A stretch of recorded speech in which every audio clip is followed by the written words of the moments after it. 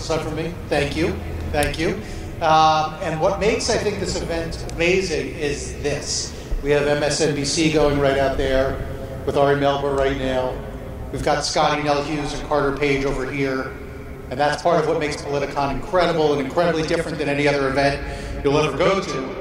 I'm going to bring out Scotty in 1 sec, but I want to say we're doing a Q&A for the last 15 minutes or so. You'll get to ask questions. Please be respectful when you ask questions. Scotty, many of you know, she was a CNN person for a while. She was an original Trump person as well. She's now on RT America. She hosts a new show starting, I think, on Monday from 3 to 5 p.m. Scotty, why don't you come on up? Did you write for Sports Illustrated? That too? No. I love sports, though. Especially football, because thank God we have football. I mean, then we'd be stuck on politics. So Scotty is going to introduce Carter, and I'm going to hand over the microphone to you. I don't even need the microphone. It's amazing, actually. Good afternoon. Thank you for coming to the initial kickoff here on the Civics Hall stage. And what a better way to kick it off than the conversation we're going to have today. As the wonderful friend introduced me, I am starting a new show on Monday called News, Views, and Hues on RT America. And I can't wait for you to tune in, because what it's going to do is going to separate. I think we've lost a lot of the credibility in the news business these days because we blend our opinions into it. And so I'm going to make sure when you see our reporters report, you're getting straight facts. Then we're going to give you views from across the board, and then you'll have my overall general view of it. So that starts Monday, which no better of a way to kick it off than this weekend at Politicon, which is exactly what you get here. And I want to thank you guys for taking the time to come out here and question some of the same people that you see every day talking about political issues and things that are important to them, which is what brings us to the stage today. Evasive, clever, imposter, sucker, someone who takes advantage of every opportunity to the full extent, a really nice guy, a spy. And that's how Carter Page's friends referred to him. So I'd hate to see what his enemies do. But when you look at Carter Page, I want you to look, I'm going to give you some background on him, because then you'll see why I have a few questions to ask today. Carter graduated from the U.S. Naval Academy with distinction. He's a Trident Scholar. He holds an MA in National Security Studies from Georgetown, MBA from New York University Stern School of Business, a PhD from the University of London School of Oriental and African Studies. So education-wise, he's pretty firm. He's got a great background, probably more than the majority of people who will be here this weekend. But even more in depth is actually what he did. While he was in the Navy, he did multiple tours in the Middle East and Europe as a U.S. Navy surface warfare officer. He briefed senior Navy officials into the nuclear proliferation in the Middle East and Russia. He was a member of the Council of Foreign Relations. He is, in his private life, he was the COO of Energy and Power Group at Merrill Lynch until 2007, the deputy branch manager and bank representative of the office in Moscow for Merrill Lynch, to which he helped open up in 2004. AKA, this is a pretty smart man on paper. But then I had to ask, how can somebody so smart with these credentials get wrapped up into something so intricate, so just absolutely entangled as Russian collusion? I mean, you would think he would know better with this type of resume. So that's why I thought it would be a great idea to ask him ourselves. No further ado, Carter Page.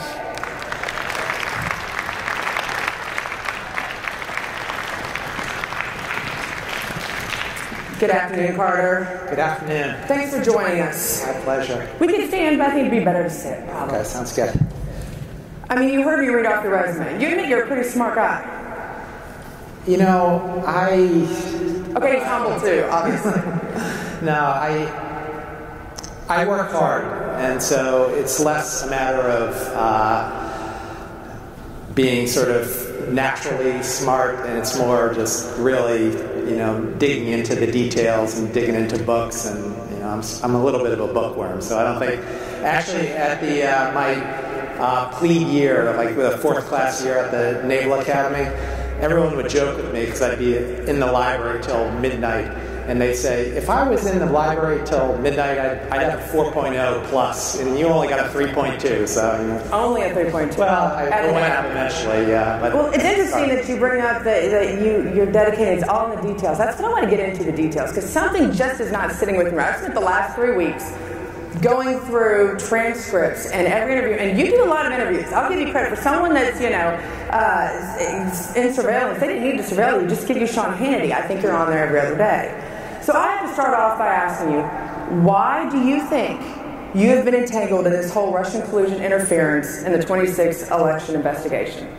I think there's a long laundry list of reasons, but... Give me your top 3. I think it really is, if you're doing an opposition research project, which the Democrats were doing, spent millions of dollars on this big project to essentially... Isn't that what we call the dirty dossier? I call it the dodgy dossier. Dodgy dossier. There's a long reason for that. We can get into at some point.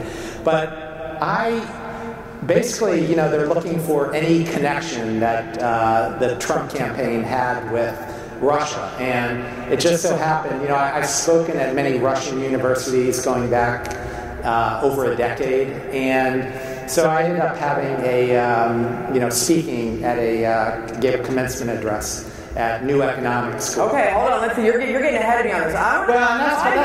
Why, of all the people in the Trump campaign, we're going to talk about the Trump campaign.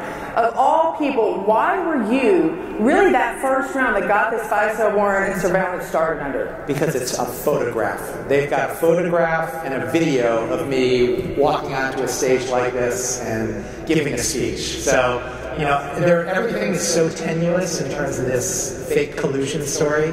But here they actually have a guy where it's, video proof that, he was in Moscow, so he must be a bad guy. Okay, so then let's start with this. Do you consider yourself to have extensive experience in Russia and with the Russian people, going as far back as into the Soviet era in 1991?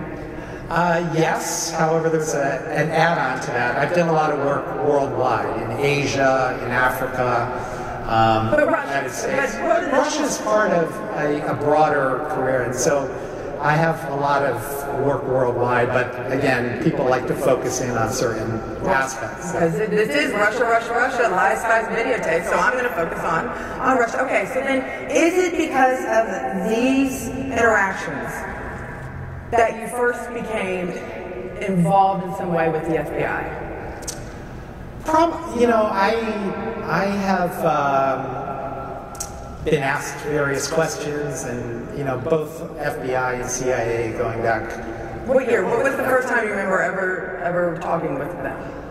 Well, the first time I was ever at Langley in the CIA headquarters was when I was U.S.-Russia Arms Control Negotiation Action Officer in the Pentagon. So, they're doing... Pretty nice title there. I forgot that off your biography. It was, that was kind of 93, 94, so quarter century ago, I guess. Let's fast forward to maybe 2013, because I think that continuously is coming up. In 2013, did you have interaction with the FBI at that time? Yes. Did they approach you, or did you approach them? They approached me. How often did you talk with the FBI in 2013? I think it was either once or twice.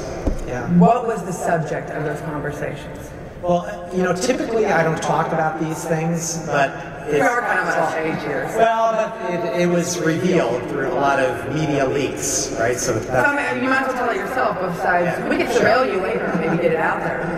No, I've typically I always try to be discreet, but it's been it's MSNBC's co-sponsor, and the Rachel Maddow show actually it broke the night in April 2017 that I was a source for this indictment against a couple of Russian individuals based in New York. So in 2013. So that actually the indictment came out in January 2015, and I happened to meet this young Russian diplomat in early 2013. Okay, so did you continue to have conversations with the FBI from 2013 to 2015? So how long? So if it's the source in 2015, was it that same subject you were talking about with in 2013? I didn't hear anything. It's lucky that I happen to read the Washington Post, and again, I'm sort of an avid reader. And again, this is all in the indictment, so I'm not giving any additional information in terms of quote-unquote sources and methods. But I was, talking with him in 2013, and the next thing I knew, I just happened to see a Washington Post article in January of 2015 saying that these 3 Russians were indicted. So Eric Holder and Preet Bharara, then the U.S. Attorney General, and then the U.S. Attorney for the Southern District of New York, make this big announcement that they're this indictment. And these were people that you were involved with, or you had talked with? I had a couple of conversations with this junior diplomat, so only that one individual. Did you report those conversations to the FBI? They contacted me. It was so benign, the conversation I had. We've heard there's no such thing as a benign conversation these days. Well, there's also a lot of things about spin, right? So, it was completely innocuous, all of our interactions. I was teaching a class at New York University on the weekends, and that semester, the spring of 2013 semester, continuing education course. And I was basically telling him a couple of things I was telling my students at NYU. The only difference is my NYU students were much more interested. We had a coffee, and I, told him a little bit about what happened, or I was telling him some of the stuff from my class, and that was about it. Nothing. Did you ever have to report back to the FBI when you would go on trips when you came back? Did they ever ask you to tell them about your trips?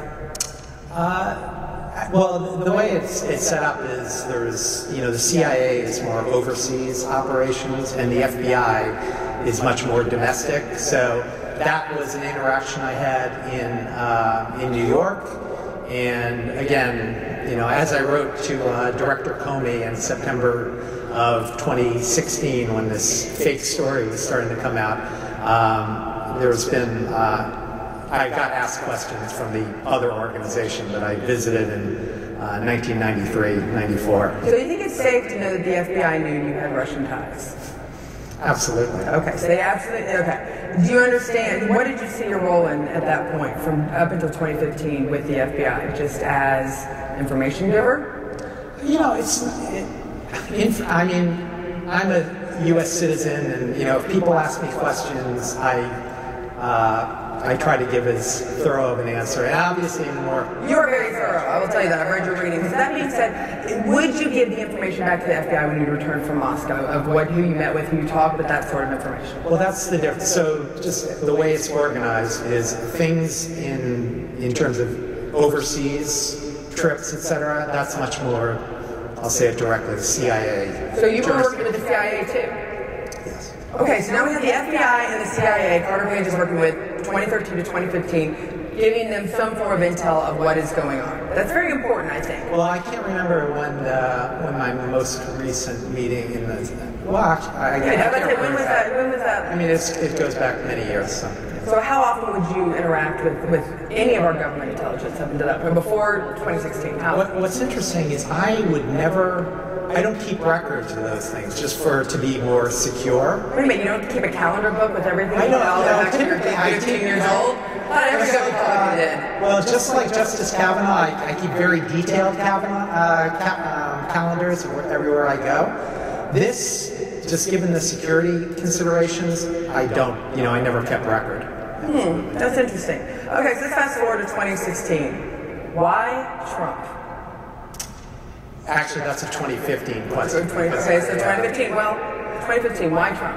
Well, from the moment he came down the escalator, I have a small company in New York, another company in Oklahoma City, but we have our office right next door to Trump Tower, and I've always had an admiration for what he's done from the business side, and he's always been someone I admired and thought had a lot of great capabilities. So from a personal perspective, I thought very highly of him.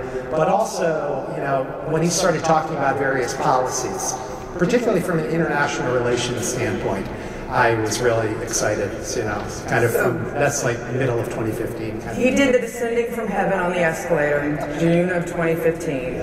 You were still corresponding with the CIA and FBI earlier in that year? I don't remember. You mentioned that you did that. Okay, yeah. So this all happened. Well, actually, no. 2015, no.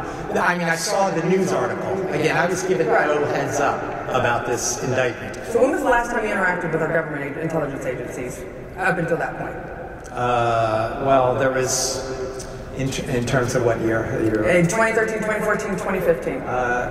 I think, I can't recall specifically. Yeah. Well, like I said, and I don't like to,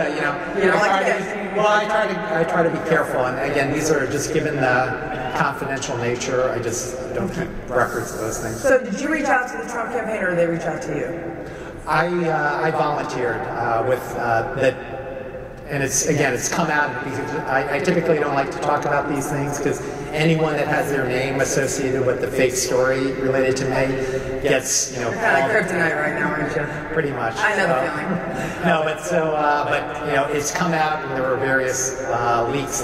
Someone figured out that Ed Cox, the chairman of the Republican Party for New York, who I'd known since the McCain campaign in 2008.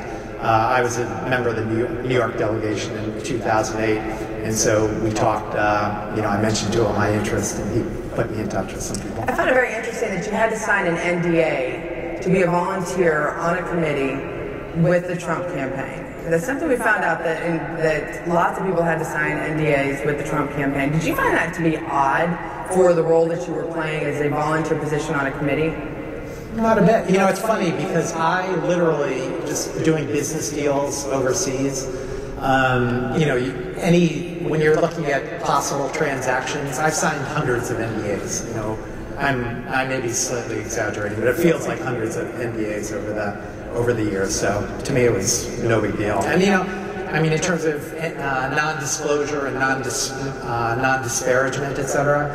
I could never, I'm not someone that disparages people, first of all, and, as you're similar to our conversation, you're contractually not able to actually tell us anything negative then. No, if I had full, I have no reason to say anything negative, so. Would you tell us if you did? Or would you end up with a bunch of Trump lawyers running down here saying, we're watching you? No, I don't think so. They'd have to get in line with that guy, I guess. Okay, so then let's go to that whole side of it. What was your goal with the Trump campaign? What did you want? I like, similar to this conversation today, I like having intellectual discussions with people and talking through issues. I've been a research fellow at a lot of various think tanks, etc. So this to me was like sort of a think tank. And there is the term baskets of people, right? And in politics, I guess you could say there's the media basket, there's the political basket, and then there's sort of the policy basket, right?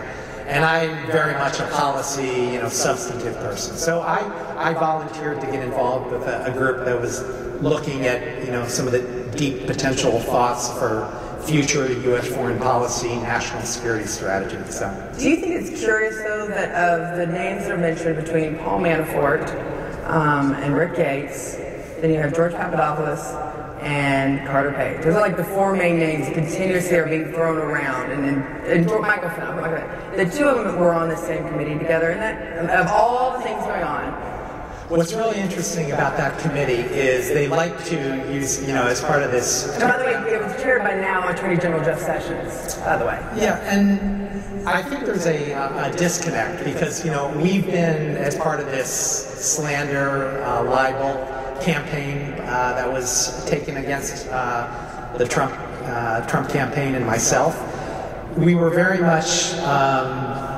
We were a target, as sort of the little guys. But what's interesting about it is there were a lot of other volunteers that were really some of the most impressive foreign policy experts I've ever dealt with in my life. And so, I think there's sort of this misnomer. They like to say, well, Trump didn't have anyone, everyone, all the establishment Republicans didn't like what he had to say, so they just picked these couple of guys. But there was, I think there were a lot of others that were working with us. So I do like the fact that there was well-credentialed like yourself there on the committee, but Come on, let's talk about the Trump campaign. Do you really feel that it was organized? Do you really feel, working around politics, I mean, even from the beginning, when you were there in July of 2016 at this meeting, that was 3 days before you left for Moscow, do you really feel like the Trump campaign had it all together and had any idea who they were incorporating into it? I mean, they had you sign an NDA, but you never met the president. I've been around the president multiple times when he was a candidate Trump, and I never signed an NDA, which is part of the reason why I can talk so freely today. So why do you really feel like they had everything organized? I go back to sort of being a think tank for our organization. So, again, we're a bunch of volunteers who are kind of helping out. And typically in situations like that, you have a much more, deeper discussions, etc. So, did you ever have to fill out and tell the campaign, though, that you had this extensive, not only contact with the FBI and CIA, you'd worked with them in the past, but that you also had this extensive background in Russia and the Middle East, all the countries that are kind of like our red flag countries around the world? Nobody ever asked you that? Well, and isn't that concerning? No, look, I mean, it's on the record that as you mentioned, I lived in Moscow for 3 years. Do you actually think they researched that? Do you actually think that the Trump campaign knew that? It's on my biography. I mean, there's nothing to that. I mean, it's sort of making a story out of nothing. Okay. So it's really no big deal. Yeah. Well, but that's my comment with the Trump campaign. People make it out to me that the Trump campaign were people that submitted resumes and were well vetted, and there was an interview process. 98% of the time, it was a lot of, I know somebody, it's a text message, this person knows what they're talking about, you need to put them on this committee. A lot of that came from a Corey Lewandowski or a Paul Manafort. What do you think of Corey? Again, he's another example of someone that I feel terrible that this whole fake story has had a bad impact on him as well, right?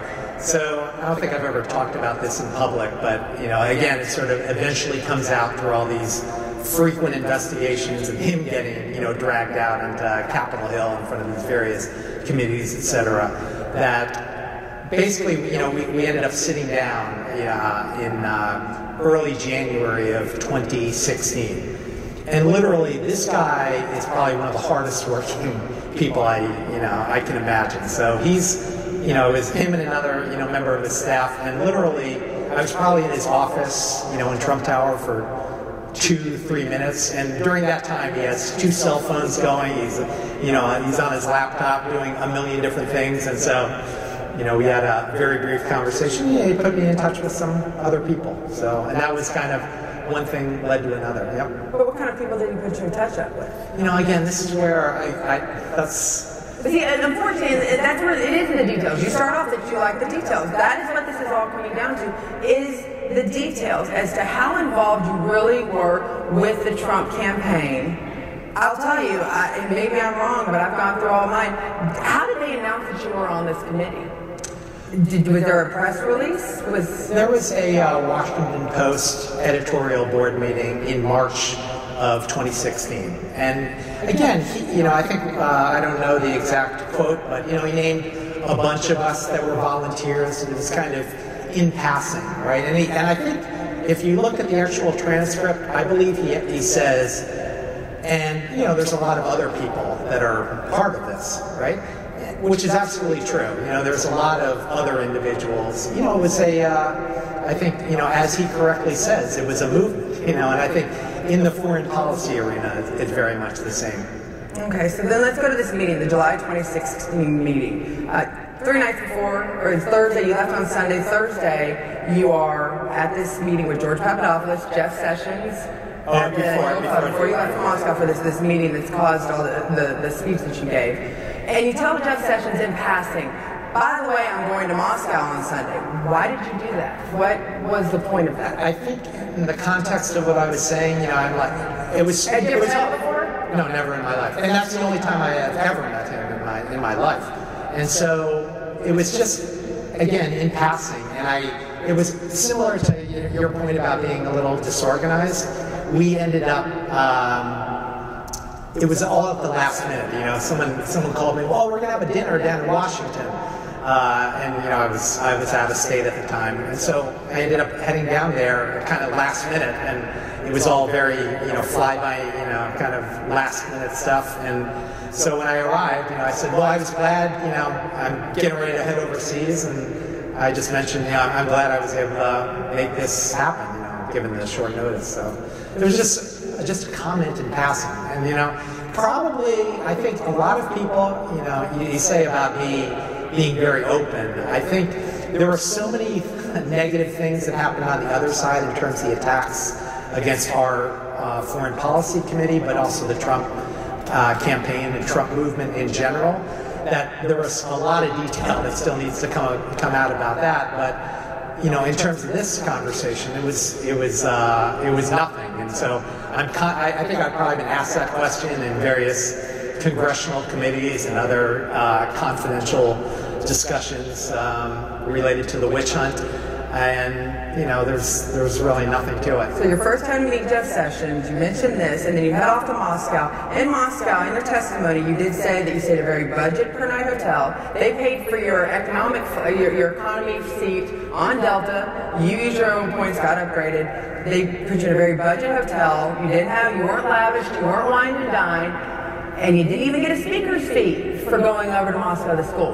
Why would you even go then? I'm living my life. This is something I've done for literally, I've spoken at most of the top universities in Russia, Moscow State University, MGIMO, which is like the Foreign Service, Ministry of Foreign Affairs training ground, and Higher School of Economics, a lot of different, topics. But what's the point of doing it? If you're giving up your time, you're not even getting you're not getting first, you don't even get the peanuts and the champagne on the way over. You're sleeping in a hard bed that you don't know if it's got bed bugs. What's the point of going there and you don't even, you're giving up your time for it? What was that motivation? Just because you wanted to be good for the children? There is a lot of things that need to be changed in terms of U.S. foreign policy in general, but also specific to U.S.-Russia relations. And so I had no formal, I was over there just on my own personal... But they knew you were with the Trump campaign, you felt like. How would they know that? Like I said, no press release. You weren't on the media talking about it. I don't even know if the Washington Post article or the Washington Times article had come out at that point. How would they know that you were in some way involved in the Trump campaign? Did you ever mention it to them?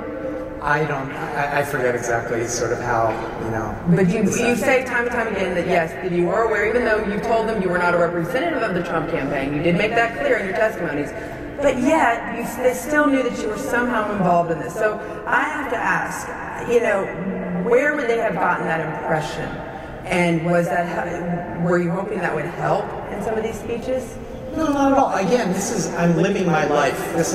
I've always had this intellectual interest in terms of, it goes back to being the bookworm, working till midnight and getting back to Bancroft Hall, the dormitory at Annapolis, and just sort of, constantly reading, constantly having an intellectual interest in things. And I do this to this day, and I'm maybe jumping ahead a little bit in terms of our, all these legal battles I'm in the middle of now. But the best part of that is I'm, learning the law and kind of really digging into the specifics, which, the intellectual enterprise of doing that, I think, is what I'm finding the glass to be half full, and I've really enjoyed doing it. Well, I love your optimism, but critics would come back and say, with your background, your extensive education, your extensive travels to Russia, the fact that you went to Russia at the peak of the campaign in July of 2016, and you had already worked with the FBI and the CIA in the past,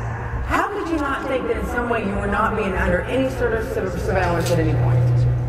The beauty of surveillance... You really didn't think you were in any way being looked into at that stage? The beauty of surveillance, and I've said this to a lot of people, I don't know whether I've said it in public, but I say this to, friends, family, etc., is I actually like surveillance. I like the fact that, I've never done anything wrong in Russia, or, maybe I've had a couple of speeding tickets, in terms of legal violations, etc., but I've lived a very clean life in general. And so the nice thing about surveillance, particularly if there's something where somebody might have a conspiracy theory, I'm not saying go ahead and surveil me, but the upside of surveillance is that should be, if people are being honest in the federal government, that should be this new term, which is sort of in the headlines now, of exculpatory evidence, right? This is something where... But hadn't you given them exculpatory evidence that you worked with Russia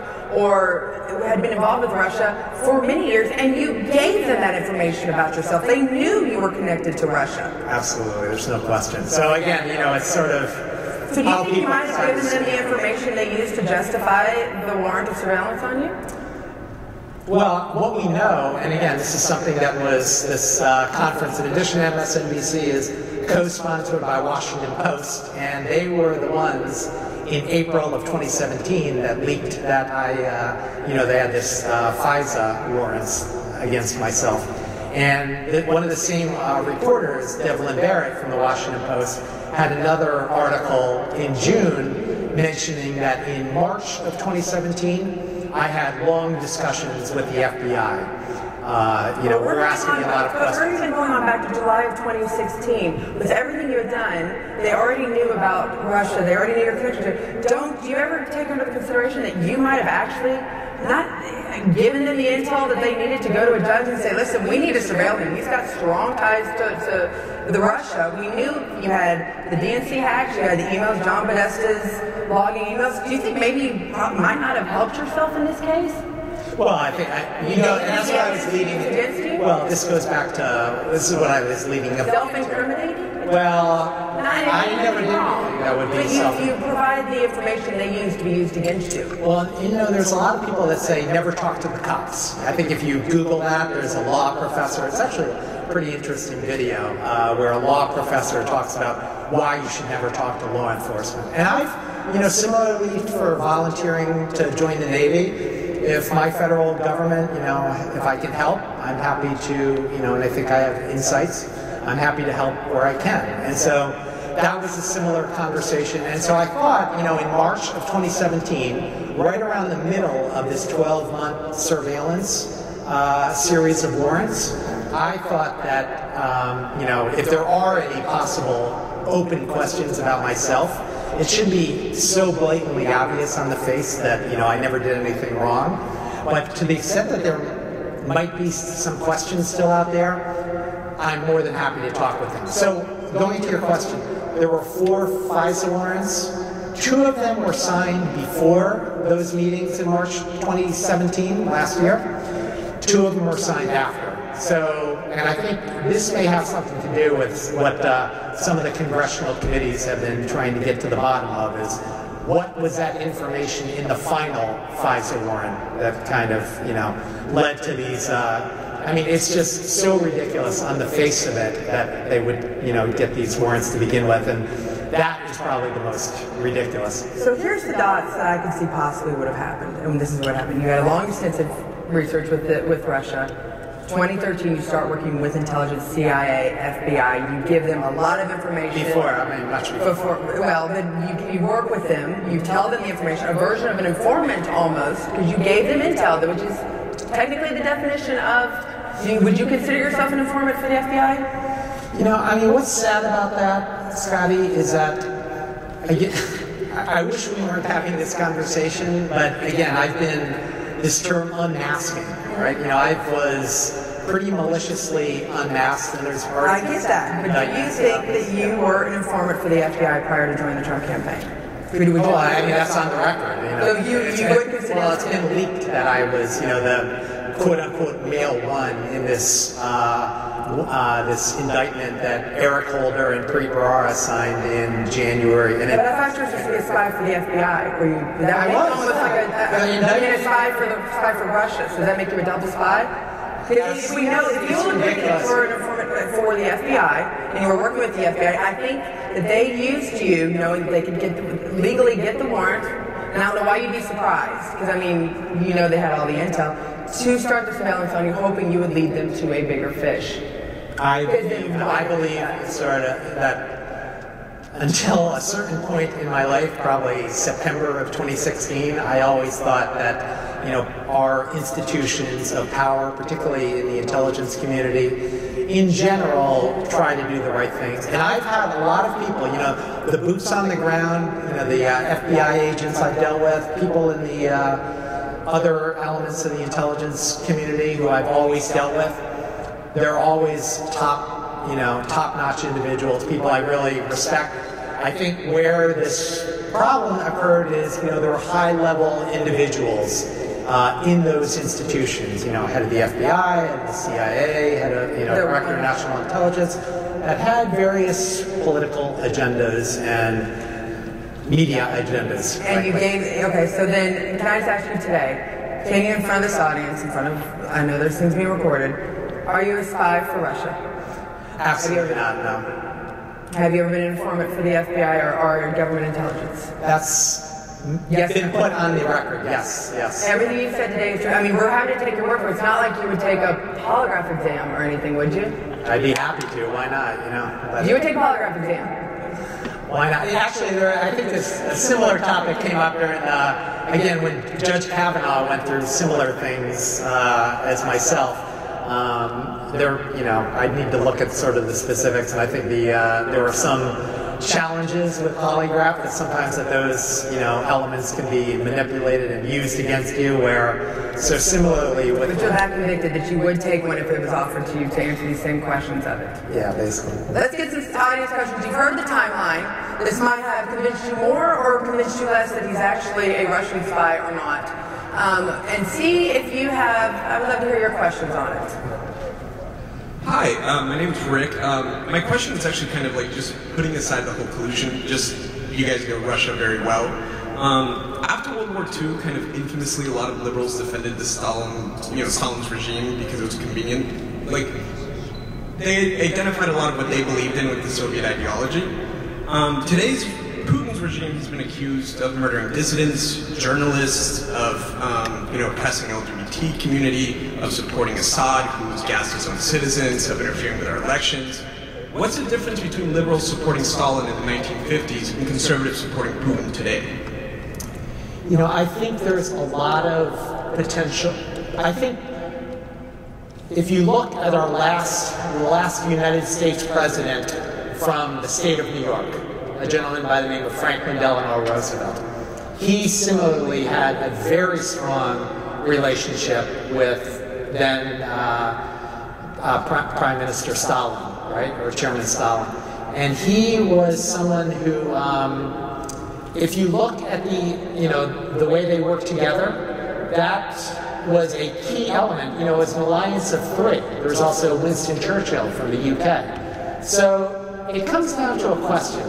Are you better off, it's like President Bush once said, you're either with us or you're against us, right? In my personal view, and I think,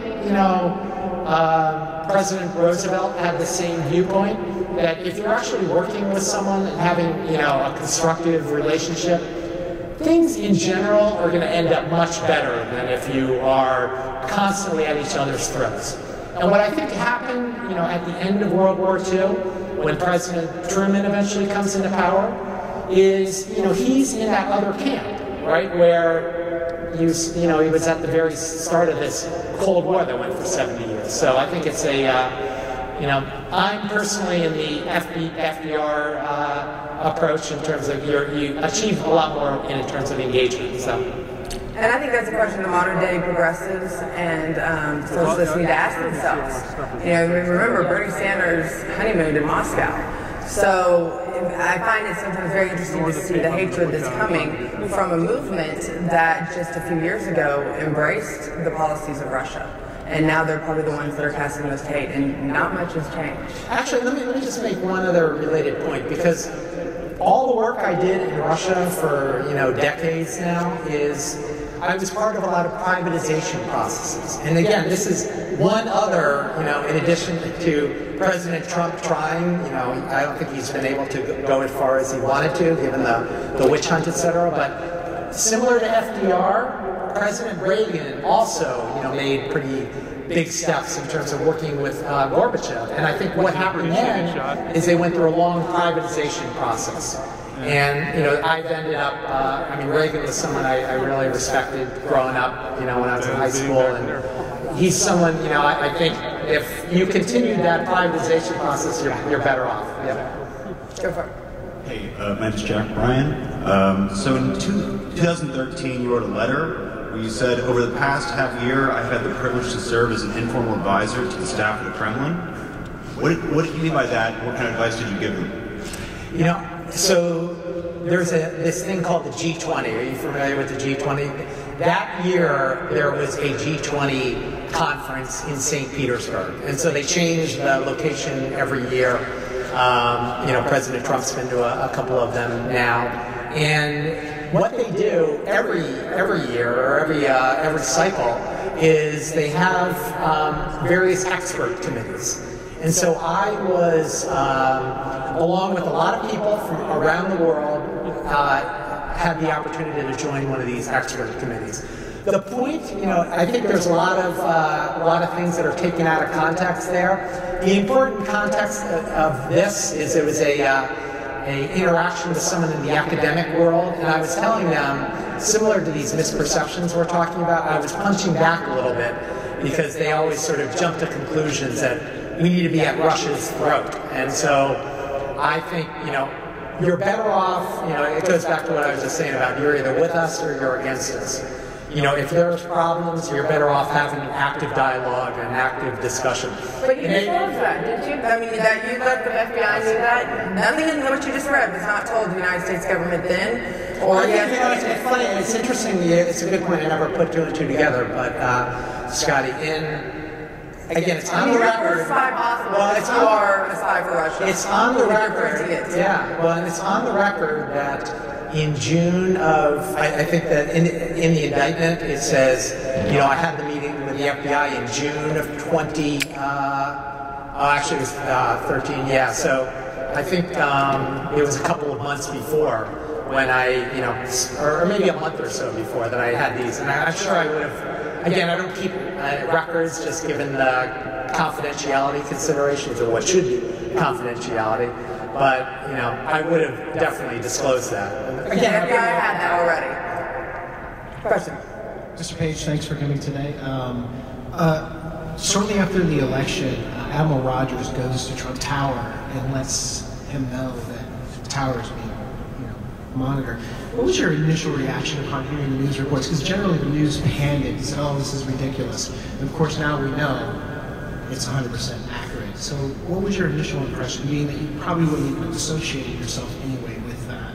Well, I think, you know, several weeks or almost a couple of months before that is when finally the Democrats found a way, you know, they were pitching this fake story about me with their opposition research.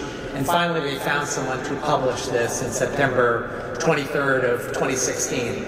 So, you know, it was, there was a ton of media, and I was really pushed, you know, covering a lot of different ground, but there was just a wave of negative information. But where that topic really came to the head was, I believe it was early March of 2017 when the president tweets about this, and it became the big controversy. And I followed up with several letters to Congress explaining what he was saying is absolutely correct. You know, because I had, you know, insider knowledge that the Democrats were doing this, you know, had this operation, and so I had some advance warning about that. So no surprise. Okay, so let's try to flash through these. We want to make sure we get everybody we can. Go for it. I've been so, I'm an intelligence historian, so I have a really quick question about the idea of the signals intelligence that apparently exists of your conversations with others. Would you advocate the release of all of the FBI signals intelligence on you?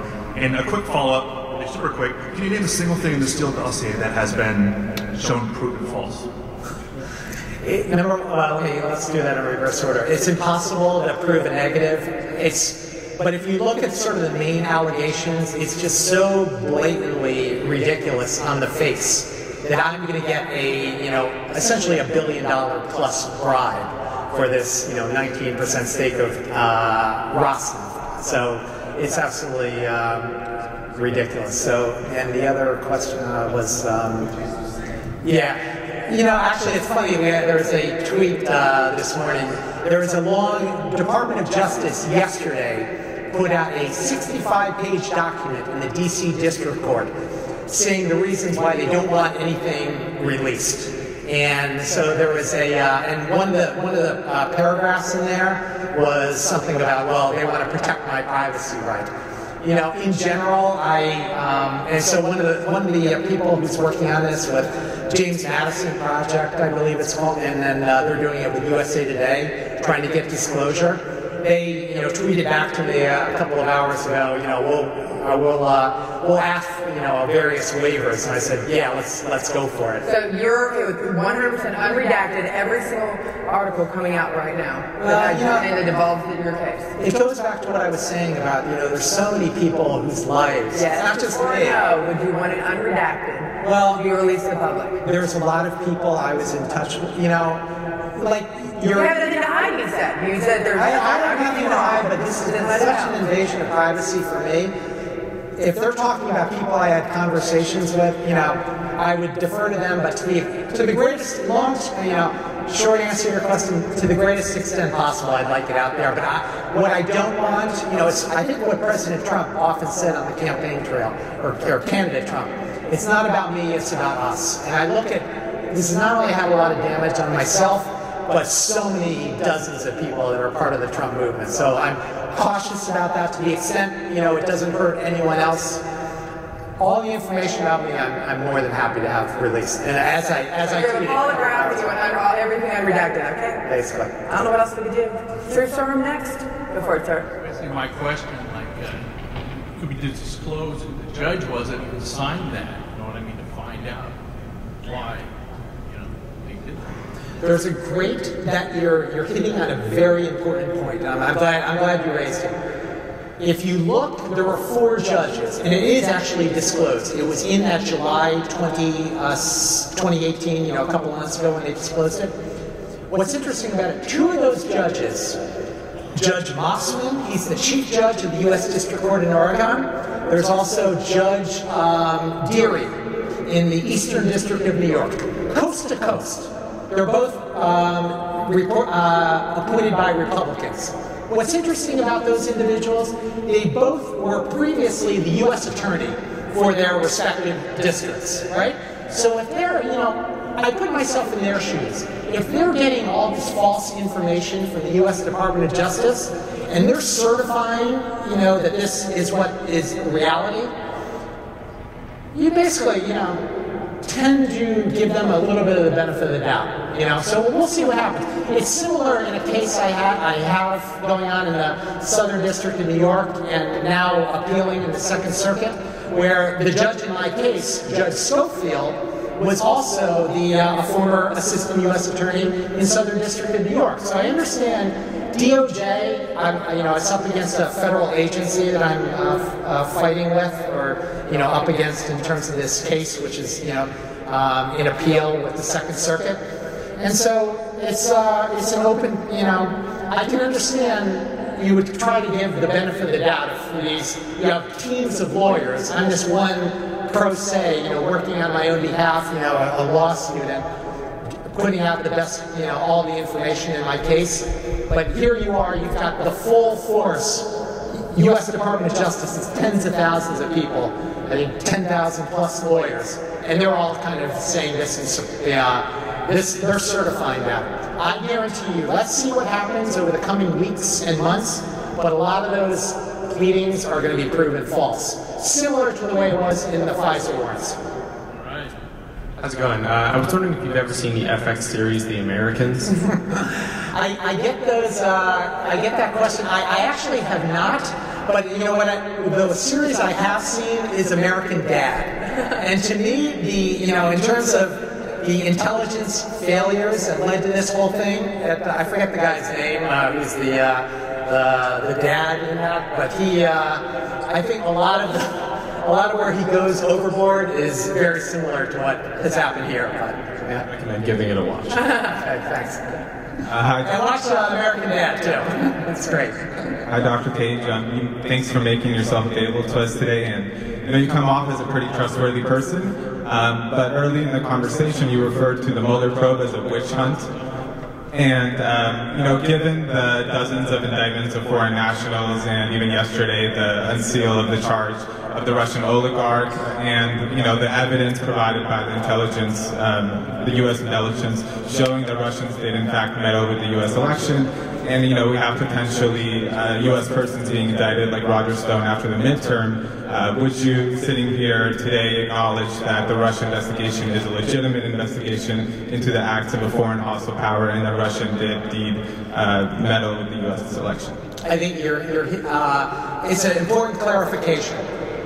In my letter to then FBI Director Comey on September 25th, 2016, right when this fake opposition research came out, I mentioned, if you have any questions, you know, and I basically referred to it as a witch hunt. To me, I'm just talking about the stuff related to myself. I can only speak to the false allegations, which have been, you know, similar to that prior question. For all intents and purposes, I mean, it's just ridiculous on the face. Similar to what I was just answering to the gentleman about the ongoing battles I have with the Department of Justice in terms of my civil case and potentially other future actions, given that the hacking that actually happened against me with these illegitimate FISA warrants. You know, that is the focus of my efforts. I was willing to, you know, similar to what we discussed, I'm happy to have conversations with anyone. I'm referring to, I can only speak for myself, you know, and a lot of, you know, similarly working around the clock, learning as much as possible about the law, looking at the way things should operate versus what happened with me. And to me, that's a much bigger story. And actually, you know, front page of the Wall Street Journal today, there's this, you know, new case, and it's similar to what I was referring to. You know, U.S. charges Russian in election meddling. I don't know anything about this. I just looked at the indictment briefly, you know, which was released yesterday. All I know is, you know, they talk about a total operating budget of $35 million for this, you know, online program. Broadcasting Board of Governors, a federal agency which your taxpayer dollars pays for, now they've rebranded themselves as the Agency for Global Media. They were pushing the same fake narrative. You know, so these allegations, I don't know anything about this other case in the criminal world. I do know in terms of my civil case that all of those, you know, a lot of the things that they're talking about in my brief read through that, they were doing the exact same thing against, you know, this U.S. federal agency that your taxpayer dollars pays for. That was... Can they be held accountable for that? If we're going to hold foreign governments accountable for those types of... Can we hold individuals open? Did we just open up Pandora's box with that? If they create bad memes about us that are false. There's a key legal question there. It's called sovereign immunity. Typically, you cannot sue the U.S. government unless there's various exceptions. One of the exceptions is abuse of process, which means lies to a court, you know, for all intents and purposes, to sort of layman's terms. And that's exactly what they've been doing, you know, and so I should have an exception, but unfortunately DOJ has not been very forthcoming, but we'll see what happens over the coming weeks. It could be interesting. Hello, Dr. Page. How are you doing? My name is Matthew Vadian. Are you frustrated that the entire process kind of started with this conspiracy and collusion, which is in no way, as far as law goes, a crime in no way, shape, or form? You know, there's so many, it went so far beyond those, you know, that one sort of soundbite word that you alluded to, you know, collusion.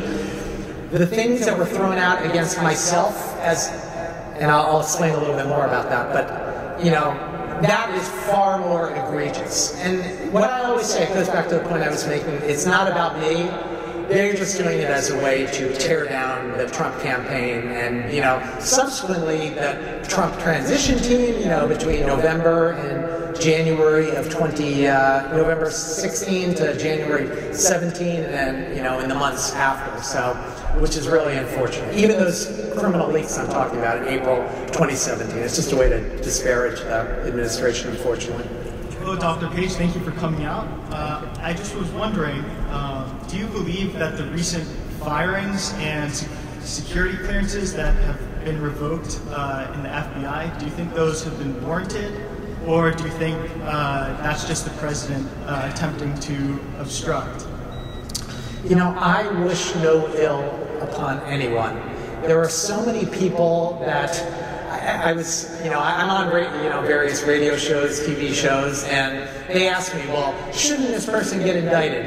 Who do you want to get locked up first? I don't, I'm not looking for that. I'm not, so again, my focus is on sort of fixing this disaster that it's created for our country, and, But you said that you thought Hillary Clinton campaign targeted you multiple times. She actually gave up her own security clearance. It was her own, and her staff gave it in. I mean, do you think that, did you kind of feel like a little bit of a victory on that? Or feel a little bit of resilience or some sort of confidence? I have, she falls into that same camp of where I have no ill will against anyone. So we'll see.